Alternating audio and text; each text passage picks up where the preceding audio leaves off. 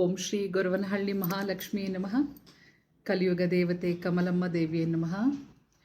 ಎಲ್ಲರಿಗೂ ಶ್ರೀರಾಮನವಮಿಯ ಹಾರ್ದಿಕ ಶುಭಾಶಯಗಳು.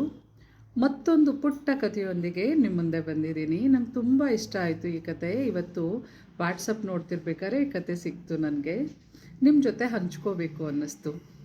ರಾಮನಾಮಕ್ಕೆ ಎಷ್ಟು ಶಕ್ತಿ ಇರುತ್ತೆ ಅಂತ ಒಂದು ಉದಾಹರಣೆ ಈ ಕಥೆ.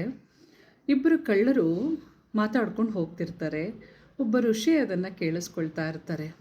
ಅವ್ರು ಮಾತಾಡ್ಕೋತಿರ್ತಾರೆ, ವನೇಚ ರಾಮಃ, ಈ ಕಾಡನ್ನು ದಾಟ್ಕೊಂಡು ಹೋಗೋಣ.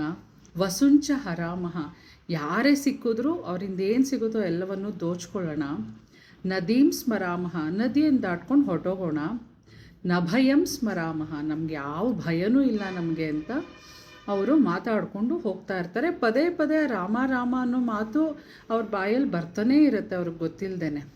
ಆ ಋಷಿಗಳು ಒಳ್ಳೊಳಗೆ ಅಂದ್ಕೊಳ್ತಾರೆ, ಇಂಥ ಕಳ್ಳರನ್ನು ಕೂಡ ಆ ರಾಮನಾಮ ಕಾಪಾಡುತ್ತೆ, ಅವರ ಒಂದು ಇದನ್ನೆಲ್ಲ ಕಾಪಾಡುತ್ತೆ ಅನಿಸುತ್ತೆ, ಅವರ ತಪ್ಪುಗಳನ್ನೆಲ್ಲ ಕ್ಷಮಿಸಿ ಅಂತ ಅವ್ರ ಮನಸ್ಸಲ್ಲಿ ಅಂದ್ಕೊಳ್ತಿರ್ತಾರೆ. ಸುಮಾರು ಕಾಲ ಕಳೆದ ಮೇಲೆ ಆ ಕಳ್ಳರಿಗೆ ಒಂದು ರಿಯಲೈಸೇಷನ್ ಆಗುತ್ತೆ.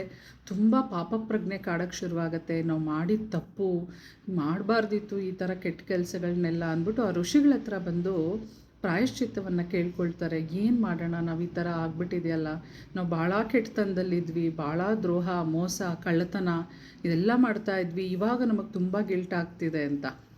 ಆವಾಗ ಋಷಿಗಳು ನಗ್ತಾ ಹೇಳ್ತಾರೆ, ನಿಮ್ಮ ಪಾಪವನ್ನು ಸುಮಾರು ಆ ಶ್ರೀರಾಮ ತೊಳೆದ್ಬಿಟ್ಟಿದ್ದಾನೆ.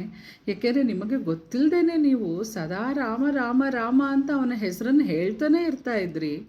ಆ ರಾಮನಾಮಕ್ಕೆ ಅಷ್ಟು ಶಕ್ತಿ ಇದೆ. ನಿಮ್ಮ ಪಾಪಗಳನ್ನು ಕಳೆದು ನಿಮ್ಮಲ್ಲಿ ಇಂಥ ಒಂದು ಬದಲಾವಣೆಯನ್ನು ಆ ರಾಮನಾಮವೇ ತಂದಿರೋದು ಅಂತ ಅವ್ರು ಹೇಳಿ, ಇನ್ನು ಮುಂದೇನಾದರೂ ಒಳ್ಳೆತನದಲ್ಲಿ ಬದುಕಿ, ಧರ್ಮ ಮಾರ್ಗದಲ್ಲಿ ಬದುಕಿ, ಒಳ್ಳೆಯ ಕಾರ್ಯಗಳನ್ನು ಮಾಡಿ, ಈ ಕೆಟ್ಟತನ ಕಳ್ಳತನವನ್ನೆಲ್ಲ ಬಿಟ್ಟುಬಿಡಿ ಅಂತ ಹೇಳಿ ಕಳಿಸ್ತಾರೆ.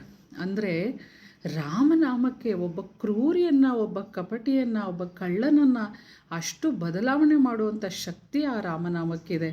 ಅವ್ರಿಗೆ ಗೊತ್ತಿಲ್ಲದೇ ಅವರು ರಾಮ ರಾಮ ಅಂದ್ರೇ ಅವ್ರಿಗೆ ಮುಕ್ತಿಯನ್ನು ಕೊಟ್ಟಂಥ ಭಗವಂತ, ಇನ್ನು ಅವನ ನಾಮಸ್ಮರಣೆಯ ಒಂದು ಆ ಚೈತನ್ಯವನ್ನು ಅರಿವಿಟ್ಟುಕೊಂಡು ನಾವು ರಾಮನಾಮ ಜಪವನ್ನು ಮಾಡಿದ್ರೆ ಇನ್ನೆಷ್ಟು ಶಕ್ತಿಯನ್ನು ಕೊಡಬಹುದು ಅವನು ಅಂತ ನನಗೆ ತುಂಬ ಖುಷಿಯಾಯಿತು ಆ ಕತೆ ಓದಿ.